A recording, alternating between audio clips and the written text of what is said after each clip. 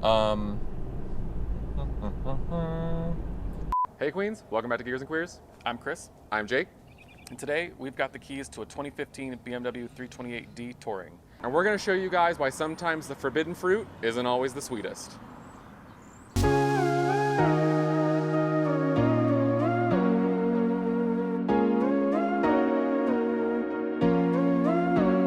Well, Christopher, we find ourselves in a lovely 2015 BMW 328d xDrive. Lovely. And honestly, probably this car's natural habitat, the city. The city, yes, stuck here in traffic like, any Atlanta cars. But this car excited us for a lot of reasons, and I think would excite most enthusiasts because it's a diesel M-Sport wagon. It's like a multitude of weird little niche things all wrapped into one even more weird, nichier thing. But on the face of it, like this is what every jalopnik commenter wants, right? Right, like save for a manual that you couldn't even get in the Yeah, United States. that is very unfortunate. But this is the car for you. You can stop the video, look no further. This is the car that everybody at least says they want. Exactly. But it's not that simple with this car. I think we were both dazzled at the thought of driving this. And I think when you start to really dig past this car's flashy exterior and interior, there are some problems. Right, so what are we dealing with here? We've got a 2-liter turbo diesel. With 180 horsepower and 280 pound-feet of torque. Yes. Stout figures, especially from a 4-cylinder. And of course, you're riding that boost from like nearly idle. So it's a nice surgy little engine, but we'll get into the specifics of the driving experience later. I want to talk about exterior and interior first, leading with exterior. Pretty sharp looking car. I mean, it's a Storal blue. It's like the definitive BMW, like, sporty color. Right. And of course with the M Sport, like, it's a good looking car. Exactly. It's very nicely, like, spec'd. I've never been a massive fan of these M Sport wheels. I think they almost look a little small for the car, but they are just 18s. And yeah, that's not even big anymore. That's true. I guess the standard size is what, 21s now? But no, I think it's a sharp car. I think when this generation, the F30 or the F31 in this case, since it's a wagon, first came out, people kind of really weren't down with BMW's new design language. I think they're eating their words now, looking at the new ones coming out, because my God. But I think this car has aged well. It still looks sharp. Like, it doesn't look outdated that most cars do very quickly these days. But it looks nice. Obviously love a wagon silhouette. Ditch your crossovers, get a wagon. Beautiful proportions. Yeah. I think it looks really nice. Headlights look sharp, especially like the LEDs. Right, this one has the lighting package, so it's got like those active, like gorgeous, like LED daytime running lights and everything. Very nice, very sharp. Moving into interior, it's your typical sweeping BMW dash layout. Nice little textured, like faux aluminum trim. You get the M Sport wheel, which I actually really enjoy. I like the chunky steering wheel. Yeah, I think it kind of like updates this interior almost. I would say the pleasantries sort of stop there because this car has developed some rattles. Just behind the dash, and like plastics clearly like clinking together. We have experienced and reviewed my dad's 328i, which is a 2012. True. I mean, this chassis is like 8 years old at this point. Yeah. And that car has 100,000 more miles than this one does. So seeing how one of these is going to age, honestly, a little bit more gracefully than I would have expected. But again, the higher touch points are like not very soft. They're pretty, it's not awful. But I think that's sort of BMW's bag. Like, they kind of like mask certain materials with like the design. I'm not the biggest fan of BMW interiors. I just bought a diesel Mercedes-Benz. Okay, what do you want from me? Like, this ain't. I'm a Mercedes guy, especially if it's gonna come to diesel. But it's not bad. I like the gauges. Very clear gauges. I've always loved BMW gauges. They very informative. Like, at a glance, you can read them. Exactly. Love it. But yeah, this is just kind of an odd mixed bag. You do get, thankfully, a non-electric handbrake. And you don't have that many features in here. Like, what are we lacking? Well, this particular car doesn't have the navigation package. We don't even have a backup camera. We don't have a backup camera. We don't even have sensors. Again, this is a highly spec car. I think this one runs near 50. This is probably like $50,000 to $60,000. We'll figure it out and drop that on the screen here. Yeah, like, once you start looking past like the joys of like BMW ownership, it's pretty easy to poke a few holes in this armor. Right. But yeah, I mean, the interior gets the job done. The seats aren't bad. I like the side bolstering. I'm lacking a little actual like lumbar support. I mean, these are the sport seats. Thank God we have the adjustable, like, upper bolsters and the leg extensions. Like, you get more than you do in the standard car. I wouldn't mind road tripping in this car. Like, the front seats are nice, but could we sit behind ourselves? Well, we can. I've got room. Not much. Yeah. But I mean, if it's enough. Yeah. Like, it's really not that bad. I mean, I'm very upright, though. yeah, I don't think this seat reclines. Nope, it does not. Nope. Probably because of the rear trunk space, which actually is pretty great. Yeah, I mean, you got, like, lots of space, plenty of room for your necessities. Like an iced coffee. You fit a lot back there. Yeah, many Yeah. of them. But yeah, I'm not mad about it here. Got, charging plugs. You got your own sort of slight controls over AC. You got some nets, you got some pockets. I mean, they kept trim back here, which is nice. This center tunnel, though, that's nuts. Because you're not, I mean, if you could fit someone here, but they're splitting that transmission tunnel. So yeah, I mean, this is not a 5-seater for very long. Effectively a 4-seater. I Yeah. think you could make that work. Yeah, for sure. We've got a nice little center console here. We've got cup holders. Lovely. And I mean, it's luxury. I think that's luxury. iDrive is still like the best in the business as far as I'm concerned. Even this, this isn't like the biggest screen you can get. It's super easy. Like, we hooked Chris's phone up in like 4 seconds. Yeah, it's super simple. super quick. Let's talk about driving dynamics.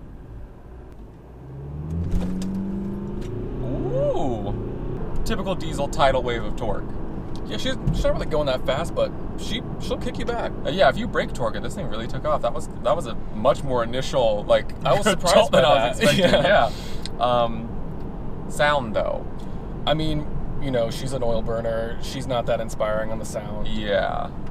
I think that's sort of like the overarching, like, dynamic, like, highlight of this car is like the engine sort of invades every single part of She this. never lets you forget she's there. Yeah. I mean, it's like at idle and kind of just off idle, which I guess that's the loudest a diesel usually is, like, or the most obnoxious noises. Yeah, those are the hardest to cover in terms of NVH. So I think we were both kind of surprised. I don't really know. Honestly, I don't know what we were expecting. Like, I have a 36-year-old diesel that literally sounds like there's an aluminum can stuck in the crankcase.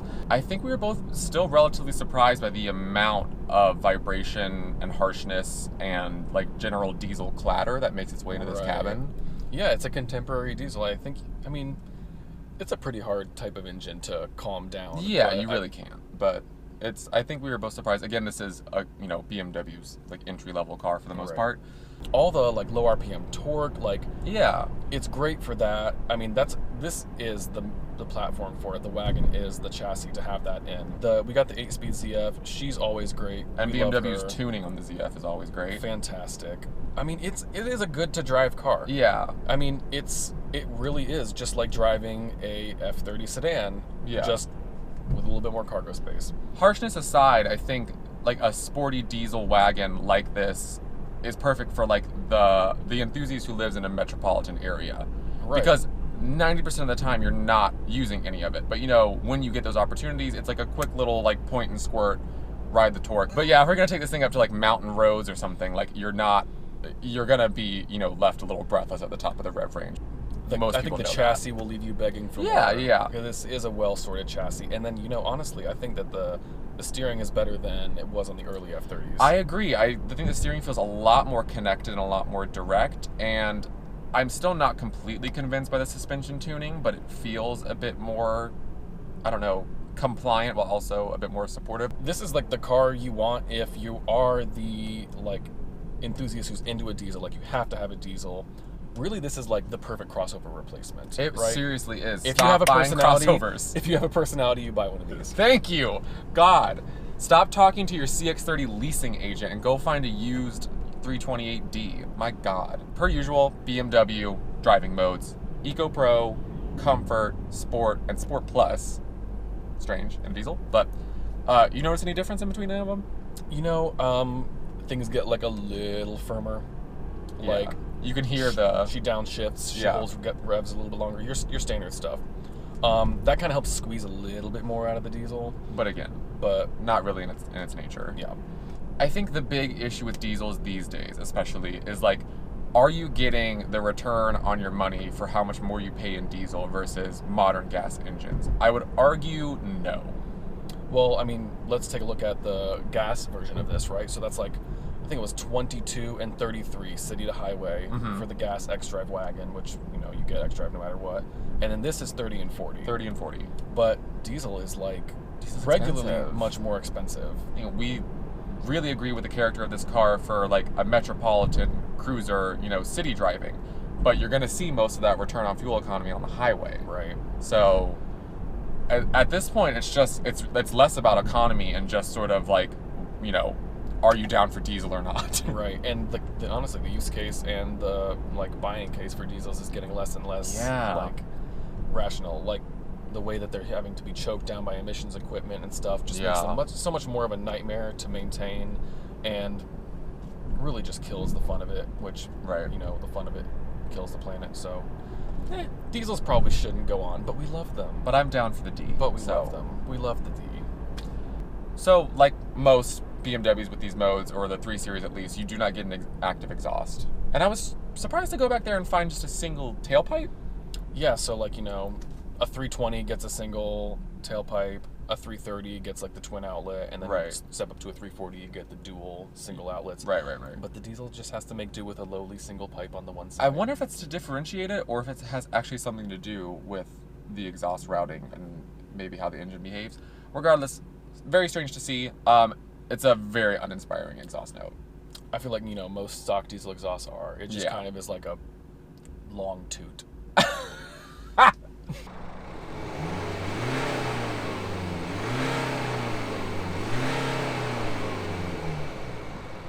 Very lazy engine too, but again, compression driven, so you're not dealing with spark. But you know, she gets the job done. She'll ferry you where you need to go with a lovely little clatter along the way. She's got character. But yeah, I don't know. I think I stepped into this car ready to fall in love with everybody's, like, you know, figuratively ideal enthusiast platform. Like the spiritual successor to a W123. Yeah, exactly. But I don't know. I think I'd probably just go for the gas, to be honest with you. And that is a fantastic gas engine that you can get in these. Doesn't sound great either. Yeah. But power, I mean, diesel like power and efficiency, honestly. Exactly. Without the extra difficulties. Is diesel just a like a character point at this stage in car buying? You're really just showing people like, I'm fun, I still got it, I'm interesting. I mean, I really think what we're kind of getting to the point of is like, unicorns do exist, but they're not always great. Ooh, T. There you go. But I think we can still love them for that. Absolutely. I mean, isn't that what being an enthusiast is about, is loving a car despite its flaws? Honey, that's car enthusiasm. Exactly. I mean, at this point, it's like, not that you need diesel. Do you want diesel? Yeah, for sure. And I think a lot of people still do. So grab them while you can, because I don't think they're long for this world. Hold on tight. Well, that's it for us, y'all. Thanks for coming along on this lovely compression-driven ride with us. And if you like more, you know, hit the subscribe button, hit the little notification bell. We'll see you soon. And yeah, look out for more in the future. Bye. Bye-bye.